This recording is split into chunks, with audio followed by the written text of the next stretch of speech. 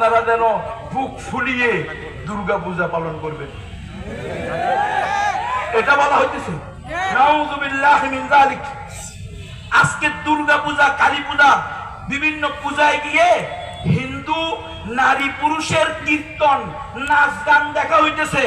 নাম মাওলানা সাহেব, নাম শেখুল হাদিস সাহেব, নাম ধর্ম উপদেষ্টা আফম খালেদ সাহেব।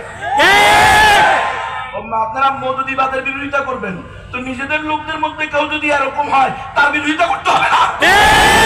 আমরা যেমনি ভাবে ফ্যাসিস্ট শেখ হাসিনার বিরোধিতা করেছি, আমেরিকার বিরোধিতা করব, আমরা ইন্ডিয়ার বিরোধিতা করেছি, আমরা আন্তর্জাতিক শত্রুর চোখে চোখ রেখে কথা বলেছি, আমরা জাতীয় শত্রুর চোখে চোখ রেখে কথা বলবো। আমরা কুরআন সুন্নাহর অপব্যাখ্যা দেওয়ালাকেও ছেড়ে কথা বলবো না।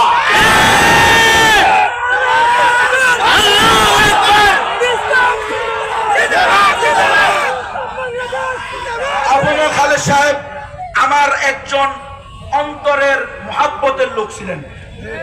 আমি অমুসলিমদের মাঝে দাওয়াতি কাজ করি, আপনারা জানেন, সারা দেশবাসী ব্যাপী অমুসলমানদের মাঝে দাওয়াতি কাজ করি, নবমুসলিমদের যৎসামান্য খেদমত করার চেষ্টা করি। আমার সংগঠনের নাম দাওয়াতুল ইসলাম বাংলাদেশ। খ্রিস্টান মিশনারি এনজিওদের মোকাবেলায় উম্মতকে সতর্ক করার চেষ্টা করি। আবু খালেদ সাহেব এই কাজের ক্ষেত্রে যে কজন ব্যক্তিত্ব আমার অনুপ্রেরণা জুগিয়েছেন তার মধ্যে একজন আবু খালেদ সাহেব। খোদার কসম করে বলতেছি, 5 আগস্টের পরে বারিদারা মাদ্রাসায় যখন বিশেষ কমিটির আলোচনা হয়েছে হেফাজতে ইসলামের, সেখানে যে কয়জন লোক আমাদের আলেমদের পক্ষ থেকে একজন প্রতিনিধির নাম চাওয়া হয়েছে, নাম দেওয়া হয়েছে, তাদের মধ্যে আমি একজন গোলামও ছিলাম। মিরিদ্রি সাহেব মনে হয় এখানে আছেন, উনি উপস্থিত ছিলেন সেখানে। আমিও বলেছি যে আবু খালেদ সাহেব আমাদের কি হবেন, একজন প্রতিনিধি হতে পারেন। কিন্তু আফসোস কি দেখলাম, হুজুর সেখানে যাওয়ার পর থেকে একের পর এক উনার পদস্খলন হচ্ছে। উনি প্রথমে পূজায় গিয়ে ওই হিন্দুদের আইকন শিরিকের ওই কাপড় পরে উনি বলে ফেললেন, দিস ইজ মাই অনার, এটা হলো আমার সম্মান। যদিও আমার ধর্মের লোকেরা আমাকে বিভিন্ন ধরনের গালমন্দ করবে, আমার খুব ইচ্ছা ছিল আজকে আবু খালেদ সাহেব হুজুর দামাত বারকাতুহু এখানে থাকবেন এবং উনার পাশে বসে আমি এই কথাগুলো বলবো। আরে বেটা, হকটা বাপের কোলে বসে বলতে হবে। কিসের ফাইজলামি? উনি যে এই যে ঢাকেশ্বর মন্দিরে গিয়ে এই গত সপ্তাহে এই প্রধান উপদেষ্টা সহ নর্তকীদের নাচ দেখলেন, ইসলামের কোন শরীয়তের ভিত্তিতে, কোন ব্যাখ্যার ভিত্তিতে, কোন তাবিলের ভিত্তিতে এটার অনুমোদন দেওয়া হবে? মুফতি আলী কেরাম আছেন, যুগ শ্রেষ্ঠ উলামায়ে কেরাম আছেন, যুগের শ্রেষ্ঠ বুজুর্গরা আছেন, উম্মুল মাদারিসের প্রধান মুফতি আছেন। ওনারা বলুক, আবু খালিদ সাহেবের এই নর্তকীদের নাচ দেখা, গান শোনা, মন্দিরে ঢাকেশ্বরী মন্দিরে বসে, এটা কি কোনোভাবে জায়েজ আছে? কোনোভাবে অনুমোদন আছে? নাই। এটা আমাদের 14 কোটি মুসলমানের ধর্মীয় অনুভূতিতে আঘাত করেছেন প্রধান উপদেষ্টা সহ আবু খালেদ সাহেবকে অবশ্যই রব্বুল আলামিনের কাছে তওবা করার সাথে সাথে 14 কোটি মুসলমানের কাছে ক্ষমা চাইতে হবে। এটা সারা দেশের মুসলমানের দাবি হবে। হেফাজতুল ইসলামের মঞ্চ থেকে আমি বলে দিচ্ছি, অমুসলিমদেরকে দাওয়াত দেওয়া আমাদের দায়িত্ব। অমুসলিমরা দাওয়াত পাওয়া তাদের অধিকার। অমুসলিমরা ইসলাম গ্রহণ করবে কি করবে না সেটা কার হাতে? আল্লাহ। আমরা কাউকে বাধ্য করব না। বাংলাদেশের সংবিধানের 41 নম্বর ধারার 1 নম্বর অনুচ্ছেদের ক, যে কোনো নাগরিক তার ধর্ম পালন এবং প্রচারের অধিকার রাখে। আছে না নাই? আছে। তাহলে কেন কুড়িগ্রামের নাগেশ্বরী থানার হাফেজ ফেরদাউস হাসানকে গত 10-15 দিন ধরে যার পর নাই হেনস্থা করা হচ্ছে?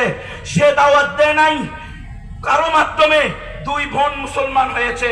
দেখেন মুসলমান, আপনারা যদি বলেন সংবিধান মানা ওয়াজিব, রাষ্ট্রের আইন মানা ওয়াজিব, কোন রাষ্ট্রের আইন মানা ওয়াজিব? যেই রাষ্ট্রের আইন কোরআনের সাথে সাংঘর্ষিক না, যে রাষ্ট্রের আইন আল্লাহ রাসূলের সুন্নাহর সাথে সাংঘর্ষিক না, সেই রাষ্ট্রের আইন মানা ওয়াজিব। যে রাষ্ট্রের আইন কোরআন সুন্নাহ বিরোধী, সেই রাষ্ট্রের আইনকে ডাস্টবিনে নিক্ষেপ করা উচিত। মুসলমান কিসের মুসলমান? বেগায়রত, বেহিস, অনুভূতিহীন মুসলমান হয়ে কোনো লাভ নাই। অনুভূতি রাখতে হবে, সবাই মিলে শহীদ হব, কিন্তু তবুও মুসলমানের ইজ্জত রক্ষা করব, ইসলামের ইজ্জত রক্ষা করব, রসুলে আরবির ইজ্জত রক্ষা করব। সারা দুনিয়া শহীদ হয়ে যাবে, সারা পৃথিবী তামা হয়ে যাবে, কোন মুসলমানকে কোন কাফের অন্যায় ভাবে ধরে নিতে পারবে না। শিখেন নাই মোল্লা মুহাম্মদ ওমরের থেকে? শিখেন নাই? তালেবান নাম লন্ডন, হ্যাঁ উনি দেখাইছে উসামা বিন লাদেনকে দিয়ে দেওয়ার জন্য বহুত বড় বড় পণ্ডিতরাও গেছে, দিয়ে দেন এক ব্যক্তিকে। সারা দুনিয়াতে একটাই তো আমাদের খেলাফত রাষ্ট্র, এটা নষ্ট করিয়েন না, ইমারত শরিয়া চলতেছে। উনি বলছে একটা আয়াত দেন, একটা দলিল দেন, কোন মুসলমানকে কোন অমুসলমানের হাতে তুলে দেওয়া যায়। শুধু একটাই মারানা, যদি সারা দুনিয়ার সমস্ত মুসলিম ভূখণ্ড তামা হয়ে যায়, তবুও আমি Mullah Muhammad Omar, Osama bin Laden তো দূরের কথা, এই দেশের কোন কুত্তাকেও আমেরিকার হাতে তুলে দিব। এরা কাবির না, যারা মন্দিরে গিয়া বলে আলহামদুলিল্লাহ, আমি শুকরিয়া জ্ঞাপন করতেছি আপনাদের পুজো আসতে। এরা কাবির কেন? এরা কাবির। আমাদের 1200 বছরের ইতিহাস, রসুলের আরবি থেকে নিয়ে 1200 বছর পর্যন্ত খেলাফে আলামিন হাজির নবুয়ত ছিল। এদেরকে আকাবির আসলাফ মনে হয় না। আকাবির আসলাফ এখন যারা গণতন্ত্র করে, ইহুদি খ্রিস্টানদের দেওয়া পদ্ধতি, ইসলামকে ধ্বংস করার অন্যতম হাতিয়ার, এটার নাম হলো গণতন্ত্র।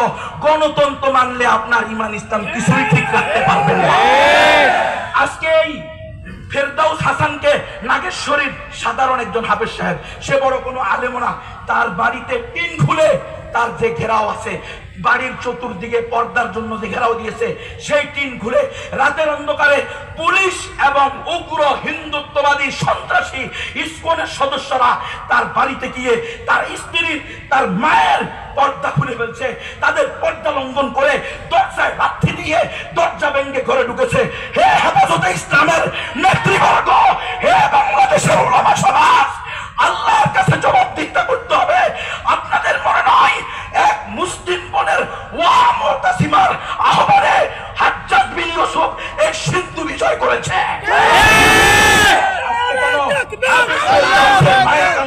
হাফেজ ফেরদাউসের স্ত্রীর কান্না আপনার কর্ণভরে ঢুকে না কেন? হেফাজতে ইসলাম থেকে সেখানে পদক্ষেপ নেওয়া হচ্ছে না কেন? দেশের ইসলামী উলামায়ে কেরাম যারা নিজেদেরকে মনে করেন, দাবি করেন, উম্মতকে বলেন আমরা কিছু না কিছু হলে তো করতে পারবো, তো কই করলেন? আপনারা তো কিছুই করলেন না। আপনাদের তো ক্ষমতা আছে, দল আছে, দেশব্যাপী আপনাদের সংগঠন আছে, তাহলে কেন আমার ভাই হাফেজ ফেরদাউস হাসানের মায়ের পর্দা লঙ্ঘন হবে? কেন তার স্ত্রীর পর্দা লঙ্ঘন হবে? কেন তার ঘরের দরজা ওই ইসকনের সদস্যরা, ওই সন্ত্রাসী পুলিশ আর ওই সন্ত্রাসী ইসকন দুই গ্রুপ মিলে কেন অন্যায়ভাবে ঘরে ঢুকবে? সেখানে উলামায়ে কেরামের তত্ত্বাবধানে যখন বসা হয়েছে, আমার ভাই মাওলানা আতাউর রহমান বিক্রমপুরী বহুত বড় একজন সাহসী ব্যক্তি, সব ব্যাপারে যে আমি তার সাথে একমত এমন না, কিন্তু তার এই যে সাহসিকতা, হিম্মত, এটা আমার কাছে ভালো লেগেছে। সে চলে গেছে সেখানে, পুলিশ কয় আতাউর রহমান বিক্রমপুরীর সাথে আমরা বসবো না। কেন? কারণ আতাউর রহমান বিক্রমপুরী তো এমন ম্যাগনেট, ওই জালেমরা তার প্রশ্নের উত্তরে দিতে পারবে না, এজন্য আতাউর রহমান বিক্রমপুরীর সাথে বসবে না। কয় সমস্যা হলো আমাদের এলাকার, আমরা দেখব। এই বেটা, সমস্যা তোমাদের এলাকার মানি, মুসলমানের সমস্যা পৃথিবীর যেখানে হবে, মুসলমান শক্তি সামর্থ্য থাকলে সেখানে গিয়ে হুঙ্কার দিবে। এটা হলো ইসলামের দাবি, এটা হলো উম্মাহ কনসেপ্ট। মিল্লাত আবিকুম ইব্রাহিম হুয়া সাম্মাকুমুল মুসলিমিন। আমরা মুসলমান, আফগানিস্তানের মুসলমানও আমার ভাই, আরাকানের মুসলমানও আমার ভাই, কাশ্মীরের মুসলমানও আমার ভাই, ফিলিস্তিনের মুসলমানও আমার ভাই। শুধু ফিলিস্তিনে হামলা হইলে সারা দেশের মুসলমানের উপরে জিহাদ ফরজ হয় কে? আর যখন আরাকানে হামলা হয়েছে তখন জিহাদ ফরজ হয় নাই? ফতুয়া দুই রকম হবে কেন? ফতুয়া সব জামায় একরকম হবে। ফিলিস্তিন যেই কারণে, ফিলিস্তিনে হামলা হওয়ার কারণে জিহাদ ফরজ হয়েছে, একই কারণে আরো বহু বছর পূর্বে আরাকানে হামলা হওয়ার কারণে জিহাদ ফরজ হয়েছে। কথা সব পরিষ্কার রাখতে হবে। আমরা অবতি বিলম্বে এই হাফেজ ফেরদাউসের মায়ের সাথে যে অন্যায় করা হয়েছে, তার বোনের সাথে যে অন্যায় করা হয়েছে, হাফেজ ফেরদাউসের সাথে যে অন্যায় করা হয়েছে, অনতিবিলম্বে প্রশাসনকে আমরা বলবো তাড়াতাড়ি মামলা নেন। আপনারা মামলা নিচ্ছেন না, আপনারা দুমুখ নীতি গ্রহণ করতেছেন। আপনারা ইসকনের সাথে আসছেন কিভাবে? আপনারা না রাষ্ট্রের দায়িত্বশীল, রাষ্ট্রের রক্ষণাবেক্ষণ আপনাদের দায়িত্ব। আপনারা একটা উগ্র হিন্দুত্ববাদী সংগঠনের সামনে আসতেন কিভাবে? যেই দুই মেয়ে মুসলমান হচ্ছে তারা নিজেরা ফেসবুকে ইউটিউবে নিজেদের স্বীকারোক্তি দিয়েছে, আমরা স্বেচ্ছায় সজ্ঞানে কোনো প্রকার চাপ লোভ বাদ দিয়ে ইসলামকে সত্য জেনে, হিন্দু ধর্মকে মিথ্যা জেনে, 33 কোটি দেবতাকে মিথ্যা জেনে লা ইলাহা ইল্লাল্লাহ পড়ে আমরা মুসলমান হইছি। তার আপন ভাইকে ফোন দিয়েছে, ভাই আমরা স্বেচ্ছায় সজ্ঞানে নিজেরা ইসলামকে সত্য জেনে মুসলমান হইছি, তোমরা আমাদেরকে খুঁজিও না। এত স্পষ্ট জিনিস থাকার পরেও কেন পুলিশ এবং ইসকন হাফেজ ফেরদাউসের বাড়িতে যাবে? মনে রাখবেন উলামায়ে কেরাম, হেফাজতে ইসলাম, যদি আজকে আপনারা এই ব্যাপারে কথা না বলেন, কালকে আপনার স্ত্রীর পর্দা লঙ্ঘন করা হবে। আল্লাহ তাআলা আমাদেরকে জেনে বুঝে ইসলামের পরিপূর্ণ হকপন্থী নবীর ওয়ারিস হওয়ার তৌফিক দান করেন। আমার 15 মিনিট শেষ। ওয়া আখিরু দাওয়ানা।